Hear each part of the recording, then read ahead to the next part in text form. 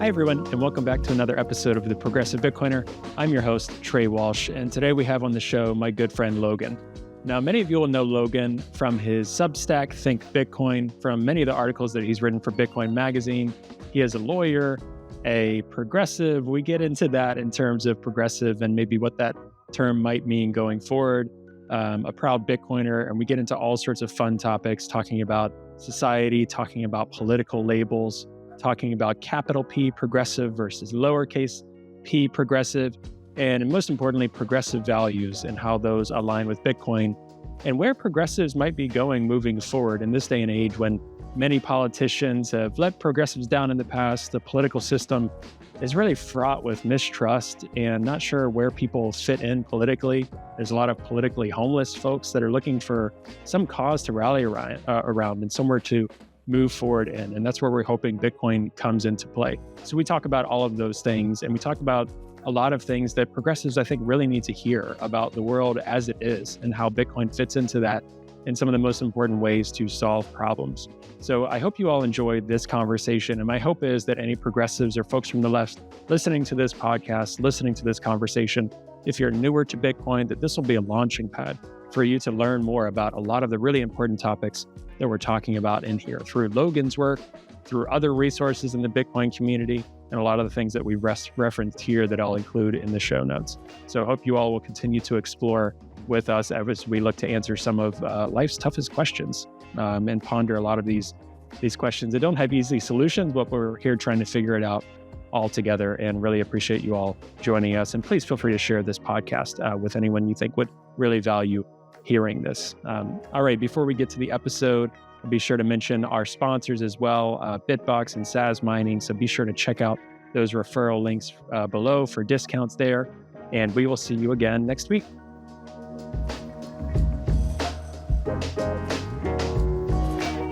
Hey, Logan, welcome back to the Progressive Bitcoiner. How are you? Hey, Trey, I'm doing well. Thanks for having me back. Excited to be here.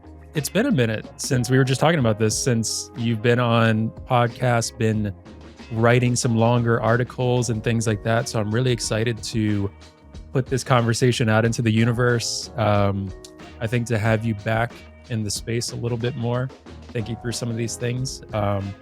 It always feels like there's a million things happening at once in Bitcoin, but I think anytime we get closer to a political election cycle, we've got the halving, we've got so many different things going on.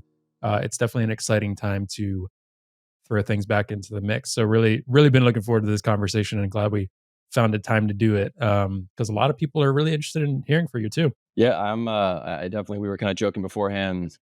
I took a little bit of I was writing a lot for a year or two, a couple of years, took a little sabbatical, which is nice. I think I would actually encourage people from time to time to kind of unplug a little bit from the ecosystem and just make sure that your thoughts and feelings aren't being scripted, so to speak, and then kind of just returning with a bit of freshness. So I'm really excited to be back. I feel like I have a lot of thoughts, obviously, on all of the things that are going on in the space these days, and excited to get into it. And I'm excited, I think, with the timing of this episode for multiple reasons. And I think too, because, we were just talking about, obviously, Mark and the podcast before June, and then me coming in June, getting all of these different thoughts and ideas, and working with Mark about what the approach is going to be going forward, and trying to build up this platform of, the progressive Bitcoiner, when there's, like I was just saying, a million different views that follow under progressivism. What does that mean in terms of values? What does that mean in terms of Bitcoin? What does that mean me personally? All of these different things.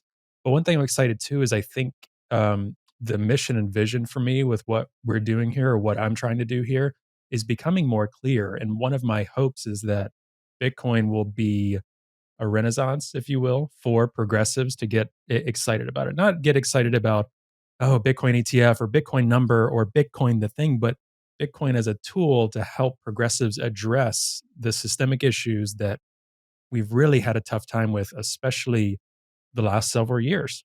And I think a lot of progressives, at least in my circles, are disenfranchised with politics. And we'll kind of get into this, like capital P progressives versus lowercase, and just don't know what to do, fighting so many battles on inequality, climate change, corporate greed, social justice, all of this. In some ways, it's been a little bleak in terms of following politicians to lead us. That hasn't been too great. I'll speak for myself at least. It hasn't been such a great feeling the past few years. So, really excited to have this conversation because I'm like, Bitcoin, I'm hoping can get progressives excited again about, let's go and change the world. Let's do some of these things. So I'm really excited to talk with you about this. And before we get too much into the conversation, I'd love for you to retell maybe a little bit, maybe a brief version of your own Bitcoin story. You've written about it. I'll, be sure to share the articles and things that you've written about this. But if you want to just tell people who maybe don't know that story a little bit about how you got into Bitcoin. Sure. Yeah. So the first time I discovered Bitcoin, I guess you can say, I was in law school. I think it was 2016 or 2017. Um, Randomly saw a podcast that was talking about cryptocurrency. I had no idea what the hell that was, but it sounded really interesting. So I listened to it. It was with Nick Szabo, actually. And I found it totally fascinating. It was something that I had just never thought of before, ever. So I went and read Digital Gold, I think was the only book at the time about Bitcoin and cryptocurrencies. This is pre-Bitcoin Standard. Read that, got kind of into it. Bitcoin went crazy in that cycle. Obviously, all of my friends in law school, everybody was getting Coinbase accounts and buying all of it, and everybody thought they were a genius, myself included. And I sold, got out, and continued to think about it. Actually, my third year of law school, I took a securities regulation class. We actually spent a lot of time talking about Bitcoin and Ethereum securities regulation. Um, but he was not. No, I was not at MIT. I have watched that lecture series though, that he did, and I was misled by that lecture series, as I think many of us were, into thinking that he would be um, a little more measured than he has turned out to be. But so anyway, so I was kind of, Bitcoin was in the back of my mind a little bit until 2020, but I didn't really get back into it until COVID happened. 2020, stock market collapses, and in very, very quickly, despite the world being in complete chaos, total uncertainty, nobody really knew what was going to happen. Stock market recovers and goes nuts, and I just thought that was really bizarre and weird, and so I started digging into it. Only people who seem to be talking about that were the Bitcoin maxis on Twitter, so I kind of entered Twitter, and started reading everything and went down the rabbit hole, as we all do.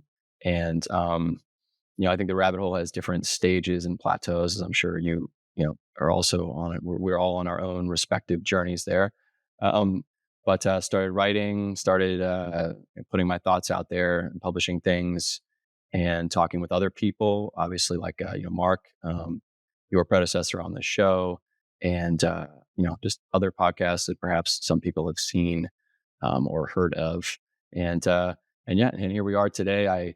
I think the last time I published something might have been almost a year ago. I'm kind of back to working on a few things now, which I'm excited about.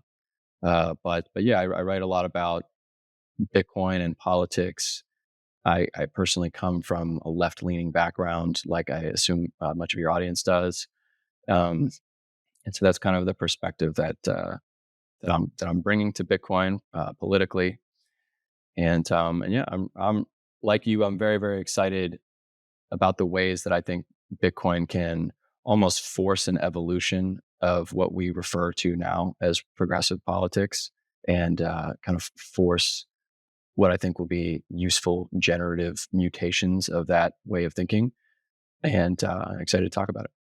I think, looking back on some of your articles that again, I remember reading kind of live, especially, I mean, I got into Bitcoin and dug really into the rabbit hole probably like March 2021. Which at this point is crazy to me. That's 2.5 years ago because I always kept saying, I just got in, I just got in. I'm like, it's like 2.5 years now. It's not nothing, but it's not, 2012, 2016, whatever. But through all of the different roller coasters since then, and I remember especially in 2022, a lot of those articles coming out and going back to them, some articles are very much in the moment. And I think you strike a balance. I'll commend you. I go back and read them. I'm like, you could have written that last week. Like a lot of these things are aging really, really well. And, I don't know how much of that was intentional. A lot of it probably is just where you're at and the type of writing style you do. But they're aging really well. So it's like anytime I share this one, especially lowercase, capital case P, and kind of that article, which I actually have up on the screen here, ages really well. And some of the thoughts. And I'd love to dig more into that with you today, especially. Yeah. Um, for those that are, because more and more as the pod gets a little bit bigger, and ideally as the pod doesn't just focus on an audience of progressive Bitcoiners, the dozens of us meme. No, it's growing a bit more, and fortunately, unfortunately, when price action happens, you start getting people saying, "Huh, let me look at that Bitcoin thing."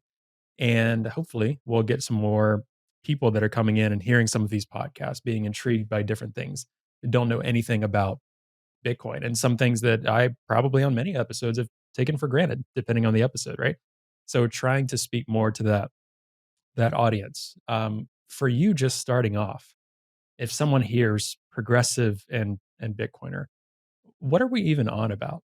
What are we trying to articulate in saying Bitcoin has progressive values, or Bitcoin can speak to progressives, and why for you is that a focus as well? Why do you feel that that's important? I think that when we say things like Bitcoin is progressive or Bitcoin has progressive values, I think for lots of people on both sides of the political spectrum, that is a triggering thing to say. And I think it's triggering because there's an inherent conflation between what I've referred to as capital P progressive and lowercase p progressive, which I think is also a symptom of just how polarized and tribal our political climate is today, such that when we say a word like progressive, everybody immediately runs it through, our current American polarized political filters, and we sort of, which is almost kind of a shortcut to thinking, and we just kind of say, oh no, one side says that can't possibly be true, right? I'm sure you've gotten this feedback before, Trey. When I wrote an article called "From Bernie to Bitcoin," I had so many people comment, "You lost me as soon as you said the word Bernie." So you have that side of the political aisle reacts with incredulity, if not outright offense and anger, and thinking it's preposterous to put those two words together. And then, but you also have on the left with people who would say, "Yes, I am a political progressive." You have, I think, a lot of suspicion. I think this is changing a little bit, and we can get into why.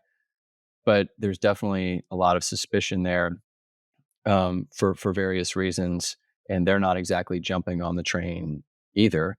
I think part of that has to do with the distinction between capital P and lower P progressivism. But where I kind of start is if I'm talking to a friend um, who is kind of the same political background as me about Bitcoin, I'm probably, without explicitly doing it, trying to disentangle capital P progressive from lowercase p. And it's probably useful to just do that now so we can stop saying like the mouthful of capital P and lowercase p. But, for me, and I wrote a piece about this a while ago, capital P progressive, um, refers to a politically formalized subset of the Democratic Party that I think we're all familiar with. It is a political partisan. It's a party identity. It's a political tribe, and with its own political platform. Whereas I think lowercase p progressive is more about it's more about kind of a discourse of ideas, the intent behind them being to hopefully achieve, maybe I would say, maximum aggregate human happiness while also preserving, a certain level of sovereignty and freedom. Maybe we could say creating a nice equilibrium of power between the citizenry, the populace, and the government, and not having that tip too far in either direction. But I think lowercase p progressive is not itself an identity. It does not, being somebody who thinks about lowercase p progressive ideas does not bestow a particular partisan identity upon you. And I don't think it makes you beholden to one of them. Whereas I think capital P progressive, people are ultimately kind of thinking, well, maybe I don't know, maybe I'm not in the weeds on this particular issue, but what does Elizabeth Warren think about it? And then that will be what I think about it, because she's a figurehead, one of many figureheads of what we would call capital P progressivism. Um, and so now I think with respect to Bitcoin values, I think there are issues or values that Bitcoin uniquely addresses or offers some really interesting perspectives on that I think capital P progressives are purportedly interested in. But I think in order to draw them over, you have to sort of, instead of, I would advocate for, instead of pitching to the outward facing political affiliation, the outward facing formal identity, pitching to the values and saying, you purportedly care deeply about such and such an issue. Have you thought about, the way that, you can then describe the ways in which Bitcoin addresses something like that, and sort of begin the discussion that way. Um, but it's complicated. I think the relationship between Bitcoin and progressive politics is complicated. I think there are some surface level alluring ways to link the two that are, upon further scrutiny, maybe not as tight, um, which we can get into as well. But I do think uh, what I'm hopeful of is, like I said in the beginning, I'm hopeful that I think all capital P progressives and left leaning folks in this country are understandably frustrated with how things have gone politically, and I'm hoping that Bitcoin, as it kind of flowers in our collective political consciousness, will um, force some evolution in progressive politics and how we think about it.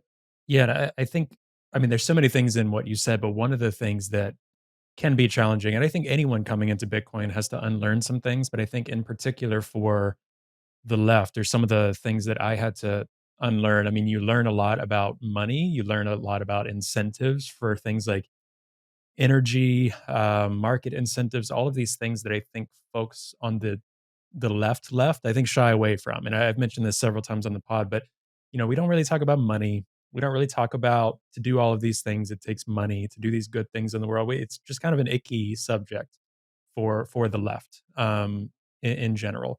But I think one of the things that progressives coming in, and something that I got frustrated with, and I'm like, I want to move past, is like, I would like to see some things change, right? I would like to see climate change addressed in a different way. Like, our greenhouse gas emissions are through the roof still. Like, not, we haven't made the progress that we should make there. We need to do things a little different there to see that change. I want outcomes, right? And I think a lot of progressives, if you really sit them down, if you really get them out of the context of what should be the language we talk about, social media, a particular protest or moment, get their honest thoughts away from maybe their friend group or whatever about, like, well, what do you want? Well, I want to see different outcomes, right? I want, like, okay, I've got all of this student loan debt. I don't know what my future is going to look like. I don't know what the climate is going to look like in the future. Can I ever buy a house? A lot of these, like, practical things.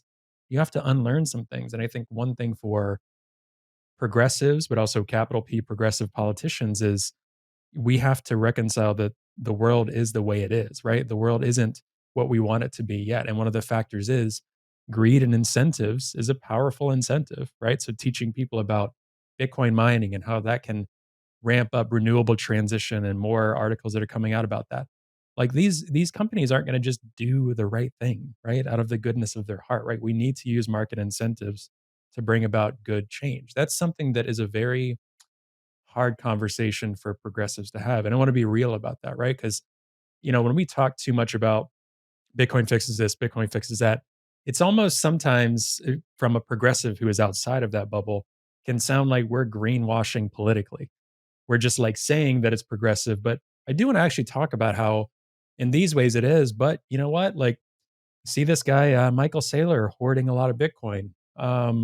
What does that look like? Like, there's going to be people that are going to be incredibly rich on this Bitcoin standard world. How do we reconcile that?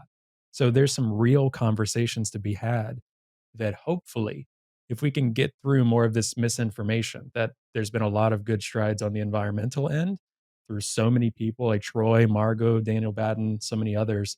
pushing through this narrative to where we have more, realistic fact-based reporting about Bitcoin mining, then we can actually talk about some of the complicated stuff of like what does it fix, what doesn't it, and that's where I'm hoping we're getting to um, through all of these things. Yeah, likewise. And I think it's important to, um, especially those of us who are kind of inside of the Bitcoin space and we're having conversations with other people about, in the Bitcoin space. And we're trying to then transfer that discussion, like you said, to folks who are not really in this every day, thinking about this every day. I do think it's important to temper the language a little bit and the picture that we're painting, because it's not, the Bitcoin fixes everything meme.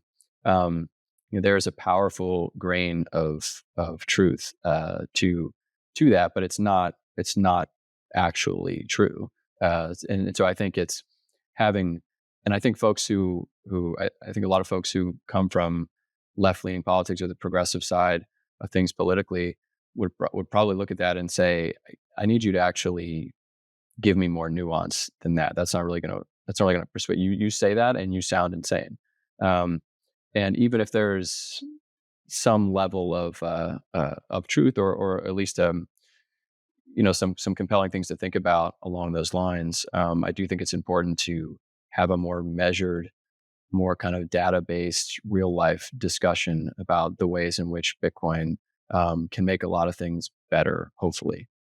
Yeah, I completely agree with that, and I'm wondering too. I will be excited for us to transition out of the lowercase p, capital P, because I could see someone being like, "You're just okay. You're trying so hard to differentiate," but we're still at such an early stage of this, and I do hope that I had this conversation early on. Funny enough, with like my wife when she started to really understand Bitcoin, she was like, "If it's just money, why is it like obviously it's not just money, but in the sense of like if it's a neutral tool, why is it politicized?" And I'm like, it's a great question. It shouldn't be. It is political in the sense that it is it's revolutionary, like apart from the system, but it's not political like amongst us as people. It's political in the sense that it removes power from these traditional powers that be and returns it to people, right? So in that way, it is. But to my wife, I'm like, that's a great point. And my hope is that one day I can stop saying progressive Bitcoiner so much in the same sentence. That would be the goal. Like Boston Children, this is such a silly example, but like Boston Children's Hospital, their mission is until every child is well. I guess the progressive Bitcoiners mission is until we don't have to keep saying progressive Bitcoiner. And progressives don't view it as like oh, it's for US libertarians, or the Republican Party stops using it as a pawn for their own, advantage, where it's just a tool and it's just better money that is here. That's the goal. I think it's interesting that in this country, I would actually be curious to hear other folks from other countries talk about what their experience is. But in this country, we run every single issue, every single thought gets run through a political filter because everything is we do like kind of politics almost as entertainment.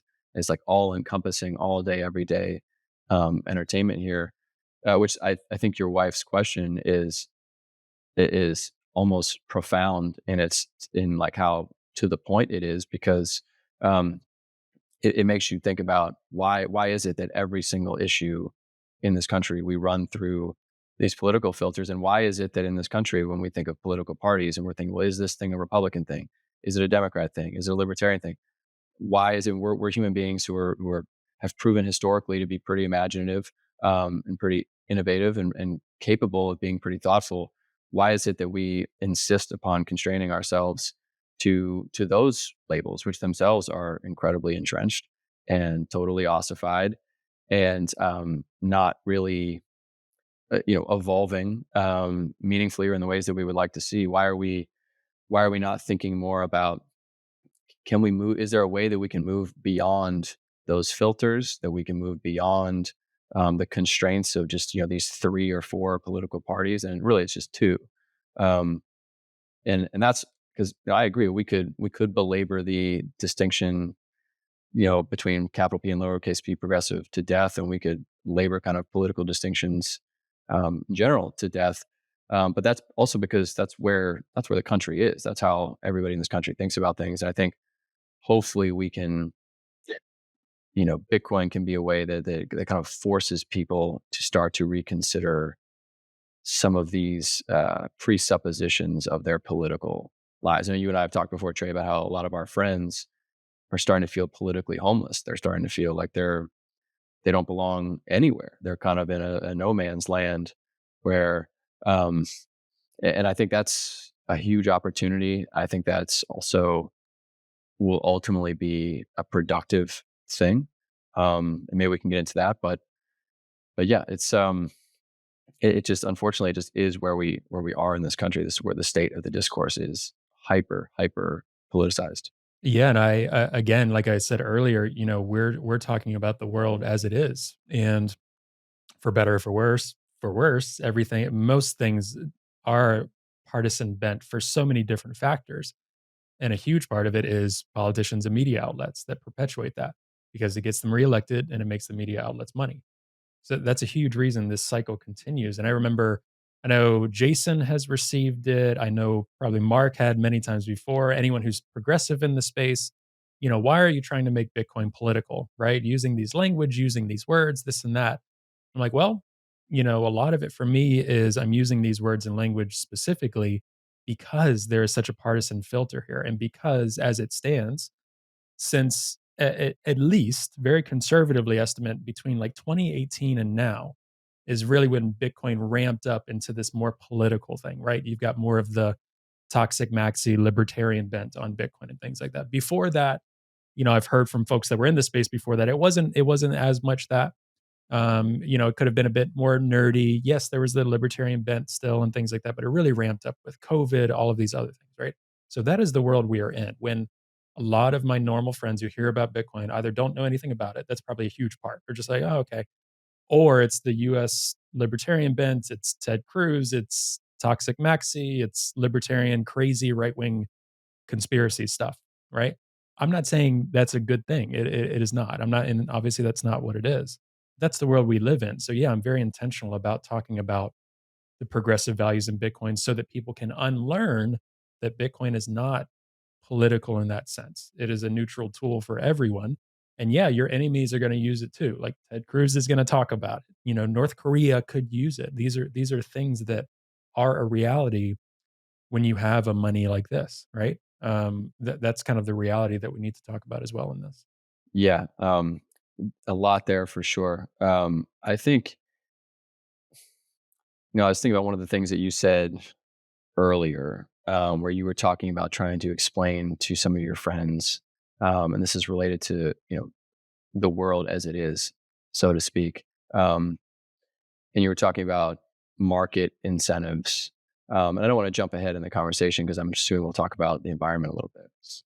But I think, or maybe this is a good point where we can talk about. I think there are ways in which Bitcoin is not progressive at all, at least in a capital progressive way. And I think maybe, Trey, my spiciest take probably, and I don't know how spicy this is, but I would feel pretty comfortable saying I don't think that Bitcoin is progressive in a capital P progressive way, at all. I think there are some places where there's a fruitful intersection, but I think even some of the areas where people think it intersects more extensively than it does, it breaks down a little bit under scrutiny. And not that it breaks the opposite political direction, just that it doesn't perfectly match the progressive thing. And I've kind of recently turned more, instead of advocate trying to pitch to people's political affiliation, try to pitch to values for that reason. But maybe one place to start, because I'm sure people might be wondering, this is a show about progressives and Bitcoiners. Are there places where Bitcoin is or is not progressive, and what would we say about that? And I think for me, this is what I think about a lot is, and you and I both tweeted a lot about this, Trey, is from it's difficult to pitch Bitcoin to a political progressive because the economic policies of progressives are not just not compatible with Bitcoin, they're outright antithetical to Bitcoin. diametrically opposed. Two poles, philosophically. So to invite a progressive to sort of consider the progressivism of Bitcoin, if they're running it through that political filter, you're essentially asking them to abandon the entire economic philosophical underpinning of their party, which I think is a huge ask. And I also think at that point, if you're abandoning that, are you a progressive? And I think folks, I also think this is demonstrated if you've seen the tweets from Biden or even like Senator Bob Casey recently. Biden's inflation price gouging quote yesterday, which is demonstrates a level of economic illiteracy. And I don't think we necessarily expect the president to be economically literate, because no president has been especially economically literate in a while. I mean, Trump certainly was not. But then I think the next place where I see a lot of progressive Bitcoiners go is they say, oh, well, the climate. And this is where what you said was so interesting earlier, the way you phrased this, Trey, is I think the issue of whether a shared interest in the climate, makes Bitcoin progressive or should make Bitcoin attractive to progressives. I think it's a fascinating issue because initially on the surface, I think those of us who are left leaning would want to say, oh, well, yeah, of course. This is obviously progressive. Like Bitcoin you're able to do these really cool things you're able to put Bitcoin miners in landfills. You're able to capture methane emissions and do super cool stuff with that, and stranded energy. You're able to balance loads. You're able to encourage the build out of, electrical grids and things that we will need in order to transition to, a greener economy. But and of course, on the surface, we say, wow, that sounds incredibly progressive. That sounds deeply, profoundly progressive. But what you said earlier was correct. The ways in which Bitcoin is doing that with the climate are based around market incentives. They're based around like private actors acting on market incentives, market impulses. They are financially incentivized to do this. And it just also happens that it's good for the environment as well.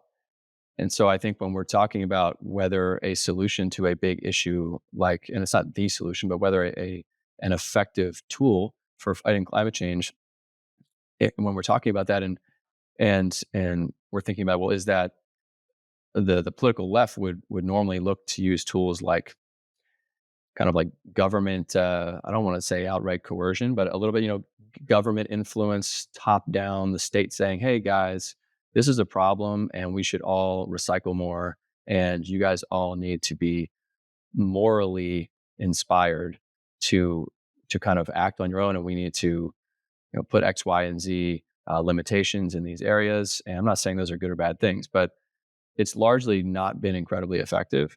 And most people on the political left would scoff and have historically scoffed at the idea of there being a private sector solution. And again, I don't want to say the solution, but a private sector tool that can be effective, and have the potential to be even more effective than kind of a state-centered, top-down mandate. But that's the way that Bitcoin is addressing or is being used to tackle things like emissions, which are important for climate change. And I think that's really fascinating because actually it's the mechanisms, the way that it works is kind of beautiful, elegant, and that's Bitcoin is this really elegant, just incredible incentive system, and it kind of it's branching out now, and that incentive system is being implemented to address things like climate change. But the way you phrased it by saying, hey, it's uncomfortable to talk to people on the left about market incentives potentially being effective here, because that's historically been viewed by the left as a Mitt Romney talking point, is we should give the private sector, let them try to sort some problems out. That's traditionally been not something that the political left has been particularly, encouraged or impressed by. This conversation, I almost want to be like, all right, progressives, let's huddle in. Let's, sometimes I do too. Even yesterday, I was like, I think James Lavish posted something about inflation. I was like, progressives, let's have a chat. Like, and one thing I want to touch on, because I would encourage everyone, and I try to do this on this podcast because every time I've come into a conversation, first of all, I not only have these conversations that I hope other people enjoy, but I get to learn an incredible amount talking with people, reading their resources, listening back to episodes, having off-channel conversations that I feel incredibly privileged to have with people that sometimes are in my camp, such as yourself, sometimes other people who are on this podcast to talk about certain topics, but we might differentiate on some values or some thoughts. Like I'm not only having my brand of progressive on this podcast, I'm having conversations with many different people that I think would be interesting in thinking through progressive values in Bitcoin. So experts on money, expert on energy grids, expert on workforce and labor, all of this. But one thing I will say is we can say that government coercion or top-down tactics in this area has not been working. Does that mean this is a huge other conversation? Does that mean that private sector and market only solutions work in every facet of everything? No. And that's where I might deviate from the anarcho capitalists or something like that, who some of those folks will be like, climate change is not real and not an issue. No, like on this podcast, we're usually going to talk in a way that suggests, for me, that is a concern I'm thinking through. And with that in mind, the way we've been approaching renewable energy projects and things to lessen our greenhouse gas emissions and reduce our reliance on fossil fuels in a safe and effective way for everyone, by the way, has not been working, right? Like California is a prime example of this. There's so many different specific instances where they have made it really hard for folks to access and drill oil, which in some cases is good. It really depends on the specific instance. But then in other cases, we've seen time and time again, they've then had to resort to getting oil shipped in from Venezuela. How does that make any sense for the climate? How does that make any sense supporting a hostile regime? How does that make any sense on supporting American companies in dollars? But me saying this right now is very controversial, right? Like, and I'm again, this is even stupid. I think it's still baked in me. I'm like, I promise I'm a progressive, right? Yeah. I think It's really funny, it's but really it's fascinating. I think the way that you articulated that, Trey, was also a really I think it was a really good way of kind of modeling what, at least for me, I am hoping Bitcoin starts to do to the way people think, um, as they sort of learn more about it. Because what you just did, the way you just articulated that thought process, was you took a nuanced position. You said, okay, this is not an all or nothing proposition. We're not saying that in every imaginable scenario, every conceivable scenario, that the private market solution or some tool that is based around market incentives is going to be the most effective tool or the most desirable tool or the tool with the least amount of side effects. But what you're saying is you're essentially saying, but I will concede and think it's important to concede that in some instances, I mean, in all instances, we should look at the evidence and see what is effective. And there may be some instances like this one where a private market solution is really compelling. A private market tool is very compelling and is having some results that um, that the government has not been able to get by doing top down policy stuff. And but like you said, that the reflex that I think we have to sort of say, but I promise, I swear, like I'm still on the team. I'm not defecting, but I'm hoping that kind of reflex starts to atrophy a little bit the more that Bitcoin forces some nuance, and forces people to reflect and think, well, what do you care more about? Do you care more about being in sort of perfect ideological lockstep with your political tribe, no matter what, or are you more interested in trying to tackle a problem that you care about? Are you more interested in finding the most effective tools to fight climate change, or are you more interested in aligning your policy positions as perfectly as possible with Elizabeth Warren? Because those things are not actually, I think a lot of people think those things are one and the same. Bitcoin kind of shows you is a way of demonstrating that they are not one. They're very much not one and the same. They've never been one and the same, But I think Bitcoin is a really effective way to get people to see that disjunction. Hi, everyone. Hope you're enjoying the episode. Today's episode is brought to you by Bitbox. Now, Bitbox is a hardware wallet that's open source, incredibly secure and easy to use, and it's what I'm using to safely secure my Bitcoin in cold storage. Now, I know self-custodying Bitcoin can really be intimidating, but Bitbox is designed for ease of use without compromising on security. It's USB-C compatible and allows you to easily back up and restore your private keys with a micro SD card, which is really cool. Now, you can purchase the Bitbox using the promo code TPB at the link found in the show notes for 5% off your purchase. And I really want to thank Bitbox for their support of the podcast, and I'm really excited about this new partnership. All right, I'll let you get back to the episode now. Yeah, and I think two different people that I'll shout out in terms of politicians that I think helped pave a way for progressives to view things differently were Bernie and Andrew Yang. Bernie in the sense that he was anti-establishment and the DNC squashed him in any chances and wanted to, right? So in a lot of parts that, the left, this was a guy calling out the left on some things. And I still think to this day, in some regards, and again, whatever there, I feel like I have to add so many different asterisks here because of what we're describing. I'm like, this does not mean I endorse every single Bernie thought. This does not mean if you're listening and you disagree with me, that's okay. That's fine. It's just saying in that moment, that was a divergence from the Democratic Party that led to a potential split and a new way of thinking about issues that persist to this day. Andrew Yang was someone that came in, started talking about universal basic income, started talking about technology, started talking about our systems are not working, our political parties are broken. Do I think that he or any of them would have made the best presidential candidate? That's not even what we're talking about here. I'm just saying they brought about a new way of thinking that completely decoupled from the Democratic Party and the Republican Party. There are a huge amount of people that agreed with a lot of what they were saying that have been politically homeless since then. And I think for the average everyday progressive, most of them align with the things they were talking about. I would suggest that most younger people and most progressives want to see technology used as a force for good. So they'd probably be open to Bitcoin if they removed that tribalism, right? They want to see climate change addressed. They don't care what market structure or government structure or whatever they would like to see it addressed. They would like to see healthcare more affordable. They would like to see abortion access protected. They'd like to see trans rights reinforced. These values that people are really passionate progressives because of these social issues. I would suggest that at the end of the day, a lot of these people, everyday people, are not looking at, well, I need a government solution only, or I need a private solution only, or these economic factors. Most of them are not educated on this. I certainly was not. So you teach people and you talk to people about this, and they're like, "Oh, okay, I can see where you're coming from on this." That I think is the general population.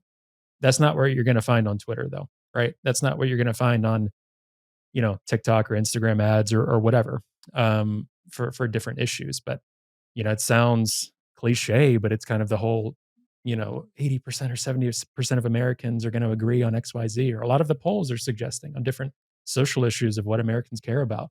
These things keep popping up. Um, that's who I'm trying to speak to. I think like Elizabeth Warren, if she never gets it, she probably never will. That's fine. If people want to hold on for dear life to whatever Elizabeth Warren is saying, I'm gonna be honest, I think that's like 5% of people, right? Like at the end of the day, they're like, I'm not gonna question anything anymore. That's those days are a little bit over, right? For better or for worse. We've gotten very comfortable questioning things. Yeah, which is encouraging, and like we've been saying, I think we are in a time now where more and more people are questioning more things and are becoming a little more um you know, curious about their own political affiliations and a little more politically homeless, which I do think is a huge opportunity. And I'm hopeful that, like, I am much more optimistic on and bullish on, frankly, the idea of Bitcoin contributing to, or I guess Bitcoin ultimately, or political parties capitulating to Bitcoin and not the other way around. Which is not to say that I think Bitcoin is or should be the number one political issue in America. I don't. But I think sometimes we who are a little bit left leaning in the Bitcoin space are trying to sort of make Bitcoin capitulate to existing political parties, when I think, given the current climate, that there are a lot of people who are starting to question those things and are looking for some unifying, something that will make their values feel politically coherent. Um, instead of trying to make Bitcoin capitulate to what is progressive or what is Republican, um, realizing that it's more exciting to pursue this longer term project. I think of which I think is sort of inevitable, that political parties will eventually sort of capitulate, and hopefully we can have a little bit of a reshuffling. I think they'll kind of be forced to, because I think it'll be a situation. Bitcoin is this, once Bitcoin kind of gets into the water, so to speak, it gets into people's brains, gets into the discourse, it just naturally will lead people to question more things. And this is all a little bit cliche and a little hackneyed, but I do think that that ultimately is going to create an environment where, if you are an existing political party, especially as generationally we kind of pass from boomers to the next generation of leaders and politicians, um, that there's going to be this, you either evolve or die. There's only going to be so many people who are going to be down for, like, Sherrod Brown's, let's just revive FDR, on all fronts. If in like 15 years from now, I'm not sure that, and he'll be old 15 years from now too. I'm not just trying to pick on him, um, but it's just, I think we're in this moment where we're generationally turning over a little bit, and I think our political parties and the way we self-sort, the way we sort politically, has not evolved, changed, mutated at the same pace that I think we are kind of philosophically and generationally turning over.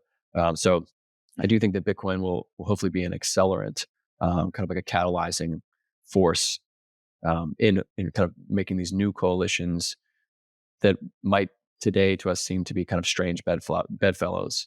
Um, but new alliances of people with a little bit more nuanced views, or maybe a little more heterodox views, people who hold the kind of radical belief that you can disagree with somebody on maybe a few things, agree with them on the majority of things, and that's kind of okay, and that's good. That's kind of the best that can be hoped for, rather than the sort of strict purity testing, perfect alignment, regime that we have now. Yeah, and I wanted to touch too when you mentioned, like, Bitcoin should not be the most important issue in this country or something like that. What I think and what I hope people who are Bitcoiners or advocating for Bitcoin, things like that, what we have seen after going through the rabbit hole, at least for me, it was like, okay, this wealth inequality, wow, it keeps getting worse and worse based on this fiat debt cycle, inflation target, that form of economics. This has only been benefiting that 1%. So it's taking those values and ideals I had, but giving it a context to say, oh, shit, that is a part of the problem. Oh my God, they're trying to pull the wool over our eyes. Like, wow, that's good. And whether they realize it or not, some of them genuinely do, but a large number of them are so enthralled in their own system and way of thinking. So it's like, Bitcoiners we're passionate about Bitcoin because these systems are broken and not working. They need to be completely thrown out. And we know and see that politicians are so incentivized to pass, it's hot potato, like every 4 years. Just do what I need to do to get elected. Do what I need to do.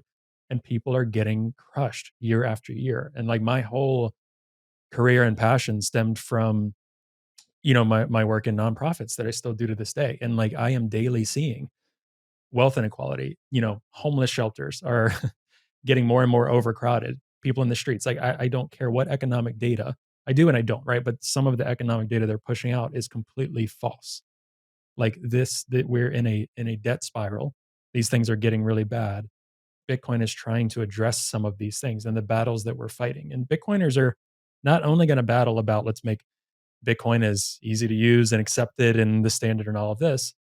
We're also coming after, okay, politicians, your time is done. You're done. You need to get out. You need to go, right? And some of these other systems, right? That Bitcoin doesn't necessarily solve. I think there's so many other things like money in politics. There's so many different things that Bitcoin itself will not address, but Bitcoiners are very concerned about, and we're trying to address this because we care about people.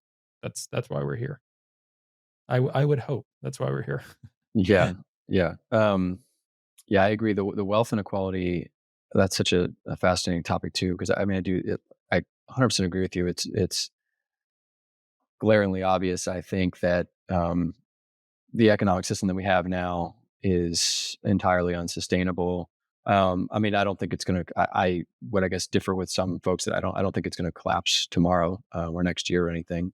Yeah, Um, I agree. I but was just talking to my wife about this last night, saying, even within our lifetime, I think they've got a lot of tools and mechanisms to be really crafty about, it'll continue getting worse and worse. But personally, I wouldn't bet money on this, but I don't think we'll see some sort of end of the world apocalypse breakdown within our lifetime because they're very crafty about pushing this off in different mechanisms, right? And hiding inflation numbers and targets.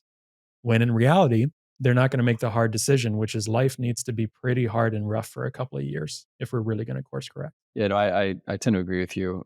Just because I think also currency strength is relative. So um, other currencies are going to struggle and have major issues before ours does. I think a lot of people underestimate how powerful the network of the dollar is. Right now, it's kind of the most powerful. That's the most powerful network effects of like any technology on Earth in the history of the world, probably.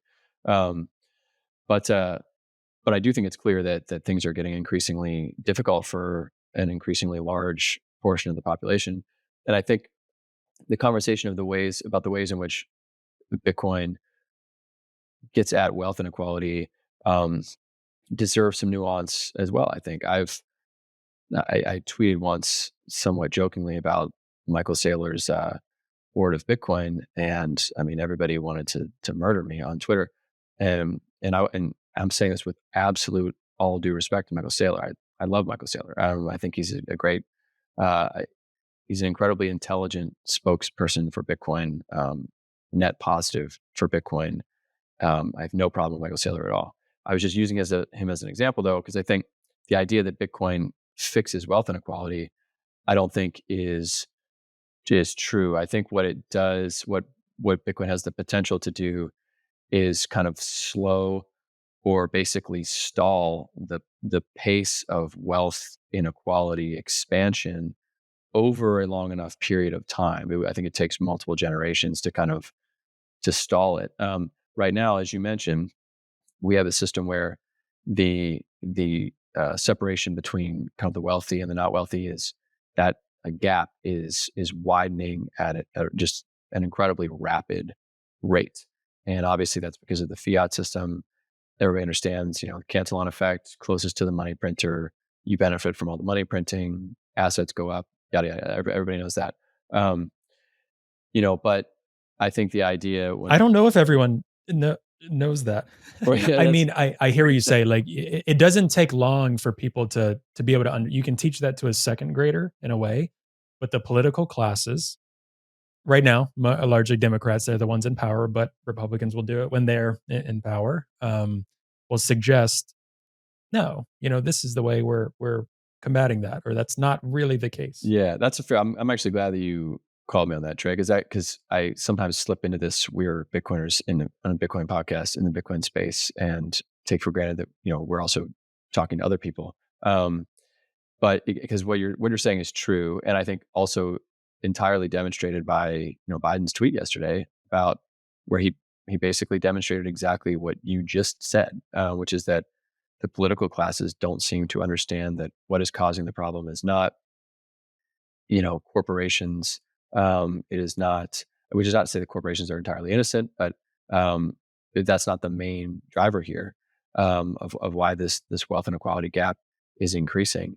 Um, and where I think Bitcoin comes in is because Bitcoin is an economic system that is not manipulable. It's Michael Saylor exerts the same influence over the network as somebody with 0.0001 Bitcoin does. Um, that over time, if we become a more Bitcoinized society, over time, I think some of the drivers of, some of the vehicles in which the already wealthy are able to benefit from the fiat world, they start to we start to kind of preclude them, from continuing to exacerbate the problem. So I think it would take multiple generations to kind of stop all of those ways in which manipulation of the monetary system results in widening the gap. But eventually, I think you get to a point where there's a lot fewer of those forces um, are acting on the system. But I think a huge caveat is, you know, if a very rich person, a fiat rich person today, wakes up tomorrow and says, "Hi, I've read all these books. I listened to Trey's podcast. I'm convinced that Bitcoin is a thing now, and I want to go get some." They can be, very convicted, or they can be not that convicted at all, but they're able to go with their current fiat wealth and buy a much larger share of Bitcoin. And I'm not saying share as like security or stock. So nobody freak out. I'm just saying, like, there are 21 million Bitcoin, they can buy more of them than, somebody who is maybe a single mom or a single dad working 3 jobs, raising a couple of kids, who's, living paycheck to paycheck, is able to set aside, $10, $20 a week or a month, to, try to invest in something or to advance themselves financially. And that person can have every bit as much of a conviction in Bitcoin and Bitcoin success as Michael Saylor. Well, Michael Saylor is able to buy more. So what people always say to me is, "Oh, well, Michael Saylor, he deserves everything he gets because he's got so much conviction." And I say that I hear you, and I'm not knocking Michael Saylor, but the way that he is able to act on that conviction is, his size, as the cliche goes, is not your size or somebody else's size. Um, there can be somebody working 3 jobs, living paycheck to paycheck, who is every bit as convicted as Taylor. There can be somebody, um, in Brazil. There can be somebody in Nigeria. There can be somebody in South Africa. Somebody in Bangladesh or Vietnam. Living on way less money per day than you or me or Sailor or somebody here. And they can be every bit as convicted in Bitcoin as Michael Saylor, but they do not currently have the fiat wealth to be able to translate that conviction into, future Bitcoin wealth in a Bitcoinized world. So in in obvious ways, if you are wealthy in the current fiat system and you come to, some belief about Bitcoin, whether it's full Saylor level conviction or somewhere in between, you are able to position yourself more easily to also be a wealthy person in a Bitcoin world. So I think there's this narrow window right now where the understanding of that kind of wealthy class of Bitcoin is not fully there yet. And obviously there are a lot of people doing really admirable work on the ground in every country in the world, trying to educate everyday regular people about Bitcoin, because there's right now, before the kind of wealthy fiat investor classes fully grok Bitcoin, there's this opportunity for people to kind of stack some sats and position themselves a little bit. But when that time comes, and the Larry Finks of the world, and time is coming. That is where every family office Could have happened during this conversation. I didn't yeah, check. yeah. I mean, I know before we came on, Soonish. so it's coming, and so I think, I think it's appropriate to ask the question, if every fiat millionaire and billionaire right now, buys $100,000 of Bitcoin in the next 5 years, I mean, they're still going to be positioned pretty well in a Bitcoin world. But I think where Bitcoin addresses wealth inequality is, once we get to that world, yes, a lot of people who are, who have enjoyed the spoils of the fiat system and enjoyed kind of their proximity to the money printer, they will not be able to sustain it or perpetuate it forever as easily. I also want to clarify, this is like I'm not one of these. I'm not like anti-wealth at all. I'm not anti people making money. I'm not anti-capitalism, which I know that is a little bit controversial. So I'm not even saying this as like, oh, the evil fiat rich people. I'm just saying it as a reality in terms of wealth. It's not going to be this magic pill of redistribution. Nor do I think redistribution, writ large is necessarily the way to go. I think what optimally we want to do is live in a system where it's proof of work, where the value that you provide is compensated appropriately, and that world will have some wealth inequality in it, um, and definitionally. But you want to live in a place where there aren't massive advantages to folks who have not sort of demonstrated proof of work. Yeah, and that I'm glad you said that last point there because that is the progressives we're talking to, right? And so a lot of these are just like Twitter trolls, but a lot of people will be like, progressives, you can't be progressive in Bitcoin because progressives are all about stealing and wealth redistribution. And I mean, some people argue like any form of taxation is wealth redistribution. So like that's not a realistic take. But no, we are not the progressives that are sitting here saying we are communists. There are some from the left who would suggest we are literally communists. I want to do that. That's not who we are. I do not think that coincides with Bitcoin, right? And I've never once suggested I am anything close to a communist, and I am not, and neither are you on this call. So that does not fit with a Bitcoin worldview. But what you're saying is the addressing wealth inequality. It's impossible. The needle is going further and further apart on this inflation target we have on this government spending track. And I think my frustration and the reason I can get passionate in conversation or just even with friends or anything is for a very long time and continuing more and more, the capital P progressives, the political class of Democrats are saying, we're going to, and this is from me working in a nonprofit background where I have dealt with federal grants, I've dealt with state grants, I've dealt with a lot of things. And actually, federal and state are two very different things. I think states can be very effective with policy and legislative action locally versus federal bureaucracy. But the Democratic Party is really establishing we're going to create this government system, this government system, this government system. And what I'm going to share right here, started to share a little bit more. So if you're watching on YouTube, you can check it out. For people listening, I've got the usdebtclock.org up. And again, this is a conversation that not enough progressives talk about. So if we are moving forward in a society where we're saying, okay, we're going to, because I think every progressive, most Americans would agree, we would like people to have enough money to live, go on vacation, support their family, all of these things, right? And there might be different ways to address that, right?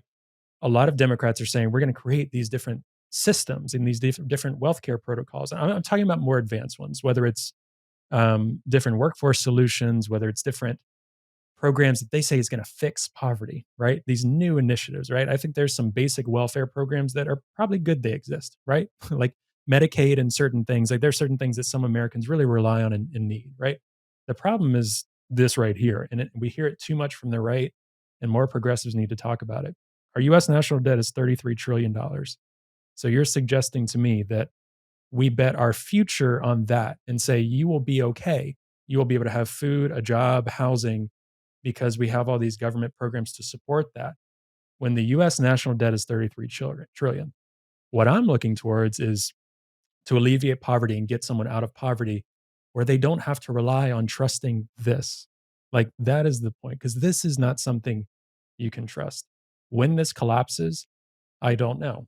And again, I don't try to talk about things like this in terms of like a main clip or try to get clickbait. I think there's too many economic podcasts, Bitcoin podcasts that are like, look at this. It's a matter of time, right? And they'll get a lot of clicks, a lot of views. Like I'm saying this because I genuinely care. And I think there are a lot of citizens in this country and the Democratic Party are lying to people saying this is not a concern. Like I love the Progressive Caucus's values that they have literally on their website. I went over this with Bradley. But the Progressive Caucus says we don't need to worry about the national debt. To worry about the national debt is actually racist. We don't need to do that. That's literally some quotes that they have said. Like, that is not a concern. It is, and you're lying to people, right?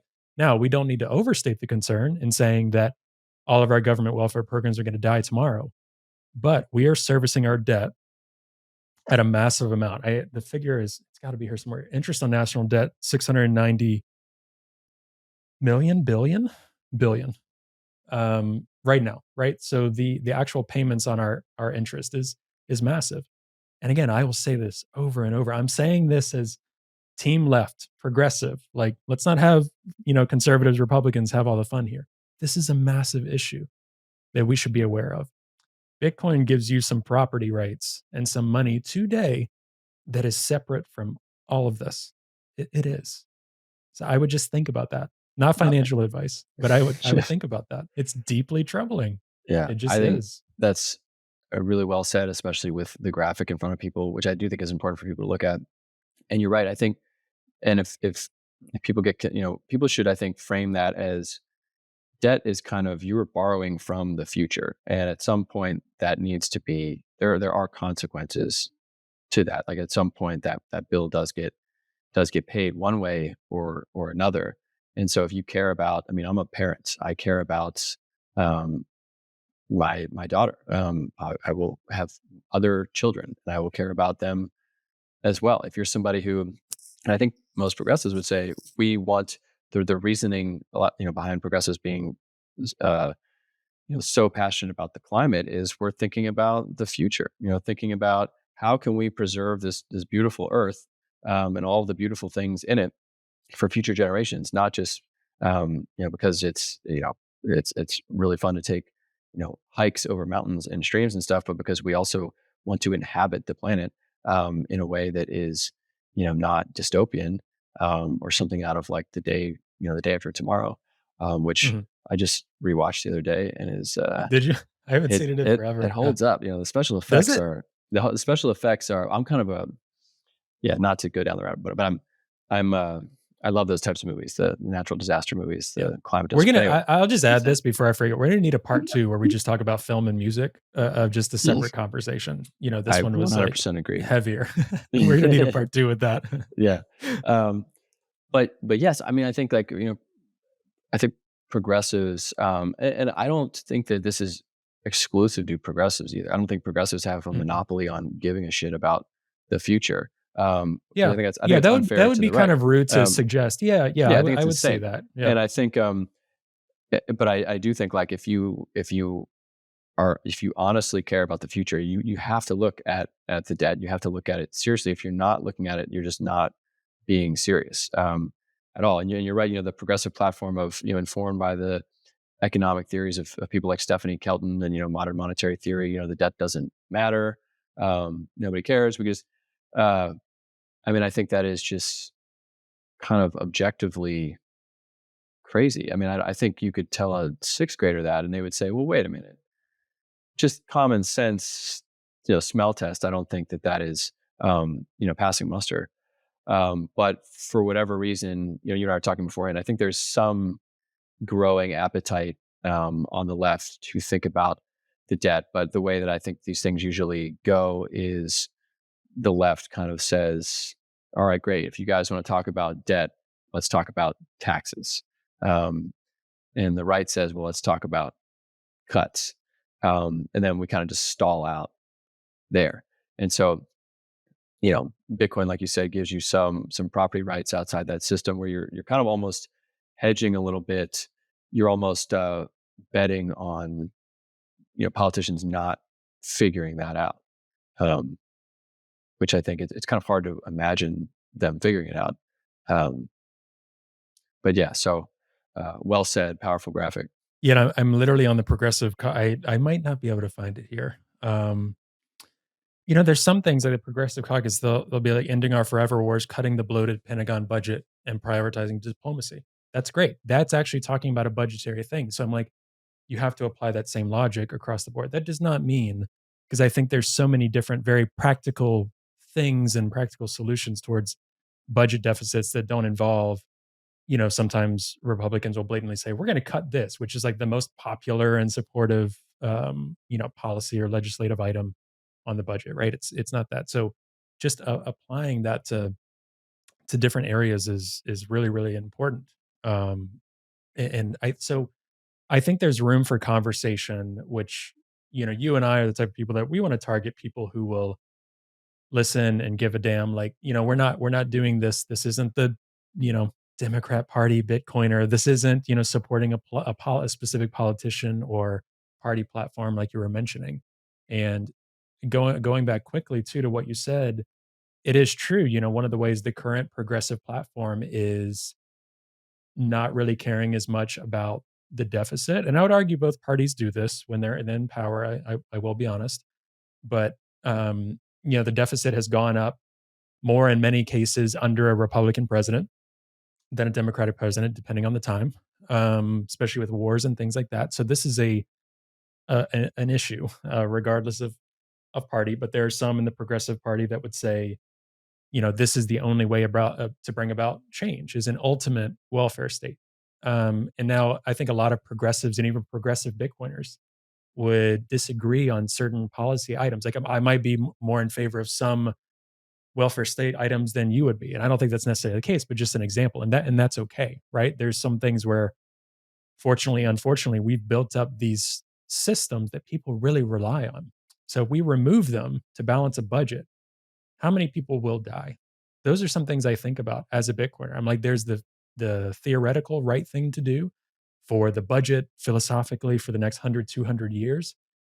In the immediate term, though, because of poor decisions over years and years and years, passing the baton between political parties, how many people will suffer and is that worth it? You have to think about, and that's harm reduction. We're asking deeply philosophical questions at this point about those type of things. I would say Bitcoiners and you and I probably deviate from the progressive caucus or from Democrat politicians about these things. Like these things are real and they are those principles within Bitcoin and what we're trying to do are antithetical to the Democratic Party's positions on how to address change in certain moments. So I would say that, and I don't want to pretend that's not the case. For some progressives, they would probably not be team Bitcoin unless they can disassociate from that. That'd be my personal opinion on that. Yeah, and I largely agree. I mean, I think the the really brutal reality is that I don't think that there is any easy there's no easy way out of I was just thinking of Rocky 4 and No Easy Way Out in the soundtrack, but there's no easy way out of the debt situation that you just put on screen. Um, there's no, I think any Bitcoiner who thinks we're going to have this kind of magical transition or this clean transition, passing the monetary baton from one system to a new one that involves Bitcoin to some degree, I think that's kind of delusional, and wishful thinking. There's suffering in sort of every direction. We can speculate about the suffering that will happen, in future generations if we allow this debt situation to grow the way that it's growing now. But it's hard to speculate that, and what you were saying certainly it is more immediate, and I think we can probably envision that more readily, and we should envision that because we should be balancing that as well.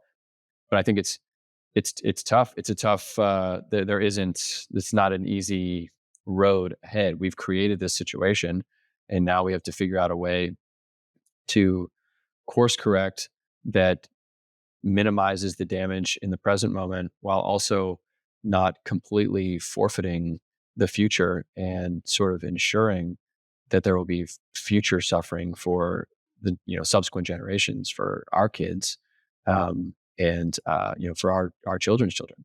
So, but it is admittedly difficult to, with any degree of certainty, kind of cast your eye that far into the future and accurately assess what that damage looks like. But I think we can pretty confidently say if the debt continues to grow the way that it's growing now, we are going to incur consequences that will likely be quite severe, in the future. Yeah, and I think I I have very little respect for any leader that doesn't talk about that dichotomy. And I think a lot of people would respect. And again, this isn't a pitch for me to say, oh, you have to be engaged in a political process or not. I think there's strong arguments either way, and people should make that decision for themselves. It's the reality we live in. And I'm still a bit engaged in the political process, also as a Bitcoiner. I think it's important personally, but I understand the different arguments. I would at least like to hear from a leader. All right, we're in a really shitty position, and there's some things that are going to be good and some things that are going to be bad. Let's proceed and let's figure out how to address this while keeping suffering at a minimum, while also building us on a sustainable path. Anyone says that I have all the answers. There are going to be no suffering and only positive impacts is not being truthful. And I would hope, regardless of political persuasion, if people thought about it for a second, I would like to think we can all agree on that. And there's been leaders in the past that hard things have faced this country and the world, and they've done things that have been hard but morally right. This day and age, it seems to be completely gone from the rhetoric. It only seems to be politically motivated and not morally motivated. And that does not mean there were many leaders in the past. Again, talking with my wife about this last night, she's the greatest research buddy for these conversations. It's really complicated. Like our nation was founded by men with a certain moral compass that made some really, really great things. They also had slaves. You know what I mean? So it's like, and that's a very common. We've talked. People have talked about this before, but that's a dichotomy. You can have really, really moral decisions that are made while bad things are still happening by those same people.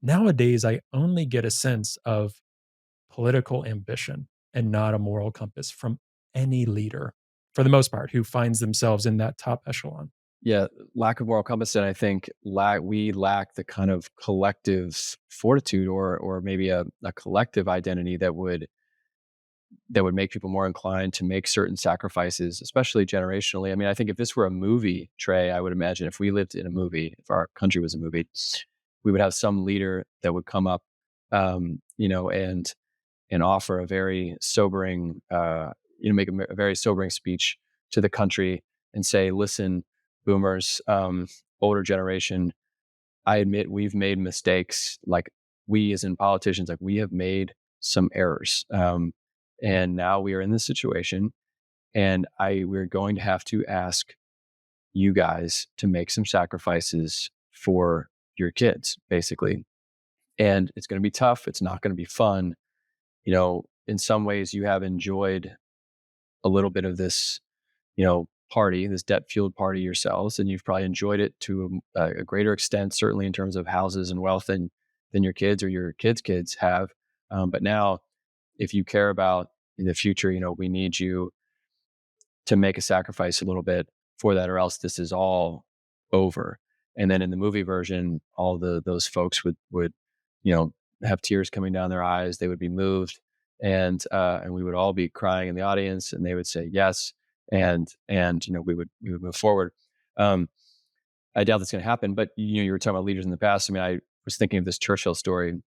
Churchill, not a perfect human being, but when he was essentially allowing London to be bombed, because he was working on, I forget what he was doing. He was trying to sort of play the shadow game where he could, I think, bomb, like sort of where the Nazis were manufacturing planes or something like that. He was trying to do a decoy or something, and one of his, somebody close to him said, "You're just going to let London get bombed?" And he was kind of, it needed to happen. And his response was, "London can take it." And everybody, and it doesn't mean that, it was horrible. I mean, people died. But like the larger mission, when I'm not trying to minimize that at all. I mean, this is wartime decision making, and it's tough. But And war is horrible. There are it's horrible, no and people rosy make outcomes. exactly, and people make every decision is tough, and you have to think, you have to have a compass to say, what is the ultimate goal here is England survives. England has to survive. If it doesn't survive, it doesn't matter. Nothing matters. And I think a lot of the people understood that. And they knew, and you think of the Dunkirk story, where people are hopping in their tiny little boats, and they're going over there to rescue people from, because Churchill put the call out to them, and they had. Can you imagine anybody in America trying to do that? What our citizenry, we don't have that collective.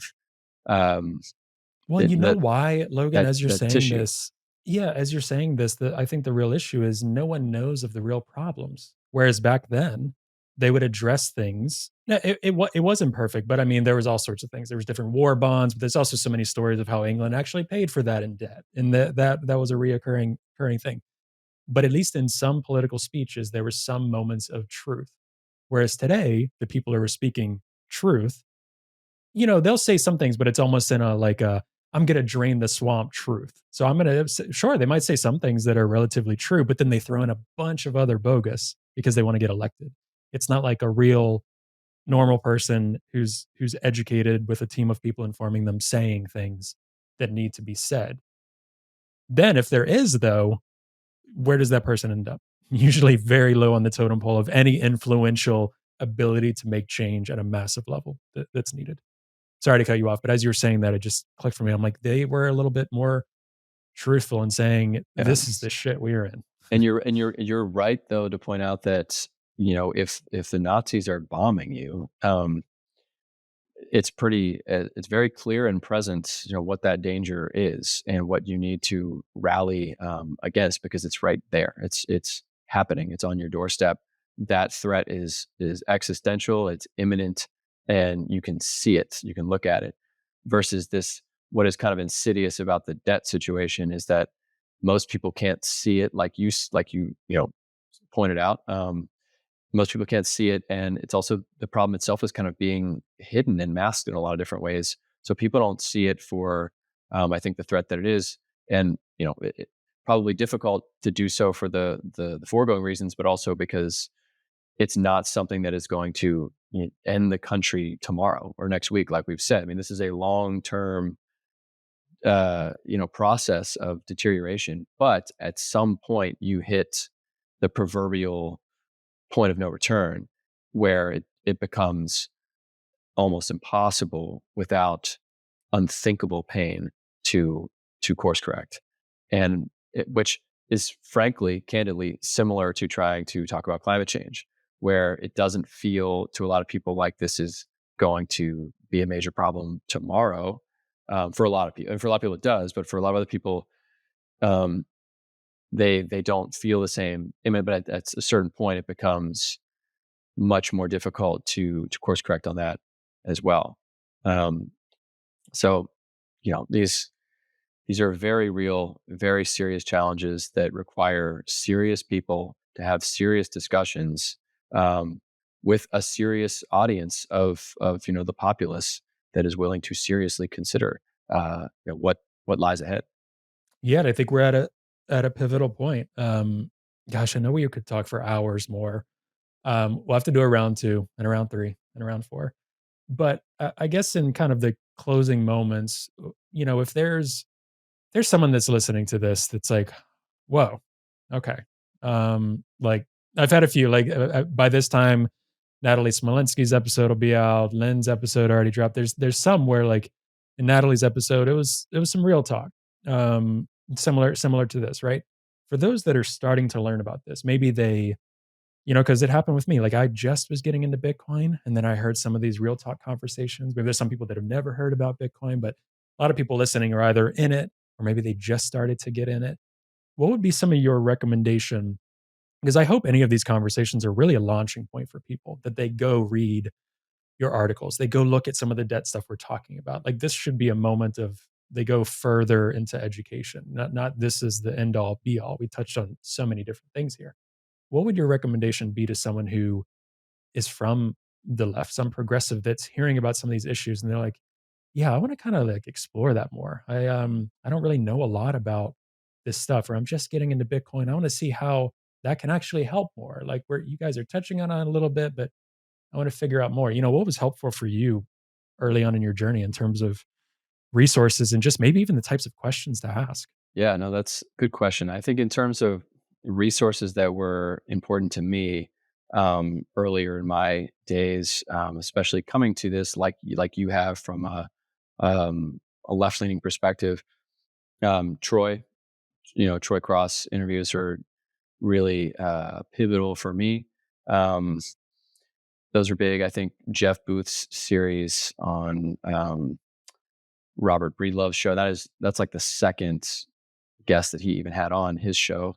And I have admittedly mixed feelings about a lot of the episodes of that show. I don't really listen to it really anymore, but Jeff Booth I think is great. So that's really helpful. I think, for people, I'm not trying to advertise myself here, but for if you're coming from the left and Well, you're you're on the show, so that it's an advertisement already. So well, please. I will say, if you're wondering, how does somebody make that journey? How is it that one can go from being, let's say, a Bernie supporter to somebody who's into Bitcoin? What does that intellectual journey look like, and what questions was I kind of asking myself throughout that journey?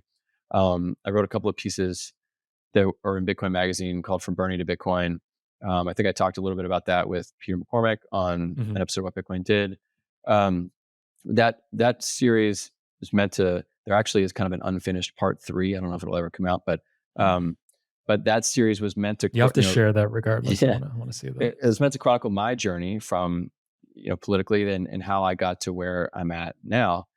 And so if you're interested in what that journey looks like, I would recommend those. I also think this show is becoming not this necessarily episode with me, but this show is becoming kind of a powerhouse of those discussions. The episode with Lynn is fantastic. So I would recommend folks go back also to the some of the conversations that Mark Stefani was having back in the day with Troy and folks. Great episodes last year. Yeah, and I think it's just a lot of really, really helpful conversations there. And I would invite people to ask themselves some fundamental questions, things that we've kind of been bringing up and touching upon here, like, what is more important to you? Perfect alignment with your political tribal identity, or the pursuit of solutions to problems that you think are really significant, really pressing, or tools to advance the values that you hold dear. And I would invite people to cling to those. That is what matters. There's no lie there. Listen to yourself there. If that's what you care about, then you need to have an open mind to any solution or any tool that is presented to you that might advance those things, or promote those things. And so less attention paid to what do my political figureheads think, and more kind of listening to your own value set and approaching these new technologies with an open mind to see if they can advance the types of things that you want to advance. And I would say also be open to forming new alliances, coalitions with people. Be open to having conversations with people that you might have disagreements with in other areas politically, and understanding that that's okay.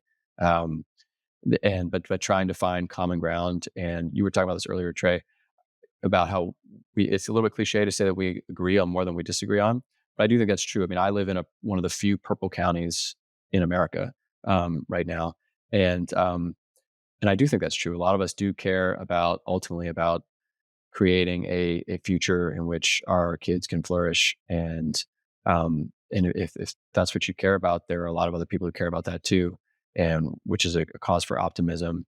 And I think we can shed and throw off the shackles of these partisan identities that have been holding us back, and that the media has been perpetuating, and all this stuff, social media.